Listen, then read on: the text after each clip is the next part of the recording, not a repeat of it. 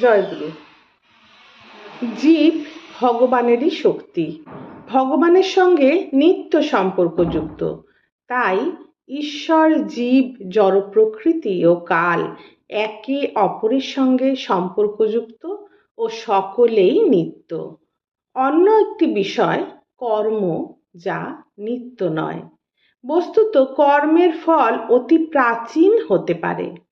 স্মরণাতীত কাল থেকে কর্মের ফলস্বরূপ আমরা সুখ অথবা দুঃখ ভোগ করে থাকি, কিন্তু আমরা আমাদের কর্মের ফলকে পরিবর্তিত করতে পারি এবং এই পরিবর্তন নির্ভর করে আমাদের জ্ঞানের পূর্ণতার উপর। আমরা নানান প্রকারের কর্ম সম্পাদন করি। নিঃসন্দেহে আমরা জানি না কোন কর্ম আমাদের করা উচিত এবং কোন কর্ম করা উচিত নয়। বিশেষ করে আমরা জানি না কোন কর্ম করলে কর্মের বন্ধন হতে মুক্ত হওয়া যায়। ভগবদ্গীতায় ভগবান তারও ব্যাখ্যা করেছেন।